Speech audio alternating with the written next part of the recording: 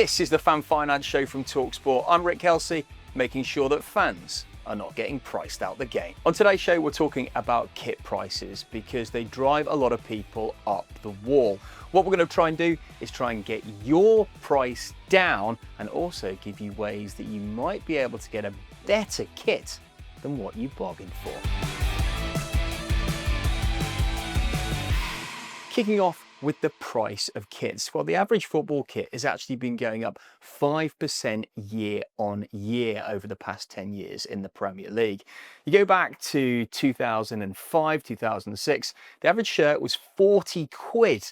Now, the average shirt is getting on for £85, well above the rate of inflation. But lots of other things have been happening in that time. Firstly, the rise of authentic kits. Now, this is one I think you should just stay well clear of. Authentic kits are different to replica shirts. Now, the replica kits are basically a version of what the player's wearing that you can wear comfortably in the stand. The authentic kits, they are the skin-tight, identical version that the players are wearing. Why on earth would you want an identical skin type kit? Aha! But then comes the price. £125. It's what many of the top clubs are charging for these authentic kits, but it's not all the clubs that are doing it. It's basically some of the big names, only about 6 or 7 clubs in the Premier League that actually have the authentic kits. So you really do not need to get one. There is no need, because when are you going to wear it? It's only if you actually manage to get a contract with that club and go and play for them that you'd need to be wearing the authentic stitched kit. There's no need for it. It's essentially so people can't pull your shirt. It's more difficult. No need to pay the extra 45 quid compared to the normal replica price. Now, these kits have been on the rise since 2016. They were £90 a few years ago, but they have been bubbling up in price over the last couple of years. Authentic kits, stay well clear. Youth kit prices have been on the rise too. Youth kits have jumped from around about £30 in 2010 to around about £55 to £65 now. And there's a lot of criticism around this because, of course, this basically means you've got to change them every time your kid grows. So every year you'd end up buying a new kit. And there is an eco and sustainability argument around that too.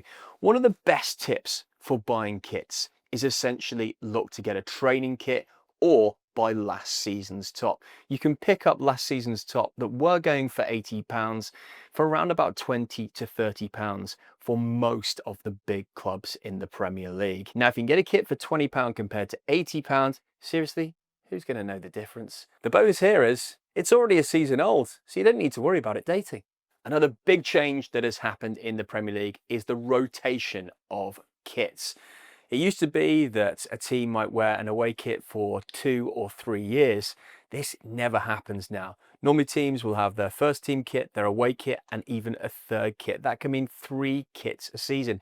That's £250 before you add on the shorts and socks if you're going to go that far. And seriously, who needs to buy the shorts and socks unless you're 7? So how do you get the cheap kits? Well, a lot of clubs will have timeless retro shirts that are based on famous kits or a cut price on the new shirt. This will most likely be an edition of the kit without the original sponsor or the kit maker logo. And if you support one of the bigger clubs, there's a great variety on sites like Vinted, eBay and Depop. They are a great place to find bargains. The next big way to save money on kits is the timing of when you buy it.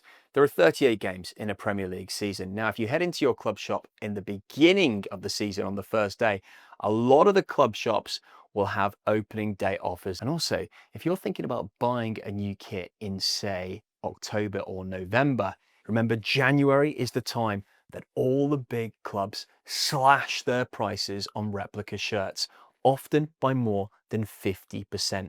Do not be spending £85 on a kit on December the 31st, because the next day you're going to miss out on a big discount. Now that's January, but things continue to get a lot better as you head towards the end of the season.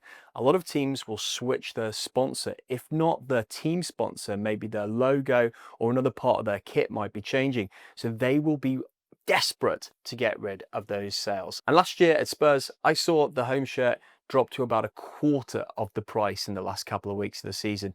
So don't be paying full price when you've only got a month to go. It can't be the Fan Finance Show unless we talk about the classics. So I started collecting kits back in the late 90s and early 2000s.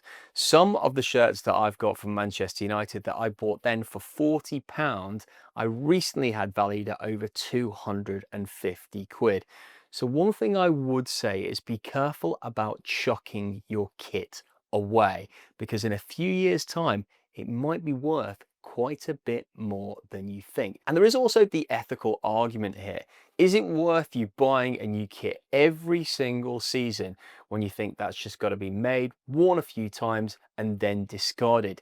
Can you pass it on? Can you shift it? Use sites like Vinted. I've got a system with my kids now where literally I have not paid for a new football kit for the last 3 years. I give it to my young boy. He wears it for a season. I sell it, I buy a new one. I've constantly got money in the Vinted account. I move it from 1 year to the next, and I'm not paying a dime. I'm basically reselling it at the price that I bought it for. So try and reuse, resell, and be a bit more imaginative with how we use our kits. And remember, in a few years' time, they could be worth an absolute fortune. I've got to say this about where you can get football kits too. So many of the charity shops now have specialist football kit sections. And this is where you can go in, swap, donate, and even buy your old kit. So there are always places that you can get a bargain. There are also a lot of petitions out there trying to reduce the price of kits and encourage clubs to keep those prices down, especially for children. Change.org has recently had a petition last year in order to try and keep the cost of national kits down and reduce the amount that clubs turn over their kits on a season-to-season basis. So do get involved with your own club in order to try and persuade them to reduce the amount they turn it over and also keep those prices down. So that's the headline, but what's your club charging for a replica kit this season? Well, some of the big names: Liverpool, Man City, Man United, Spurs, Aston Villa, Arsenal, all charging £85 for a replica shirt. But not everybody's up there at that level. Bournemouth, £65, Brighton, £70, Leeds, £70, Forest, £75, West Ham, £75, Sunderland, £60. I wouldn't call it a bargain, but not everybody's charging the same. And remember, that is for the replica shirt. They only last for 1 season. That is for the home kit. And that's just where we get started. It'd be great to hear your comments as well about where you get amazing kit deals for your club, but do have a good think.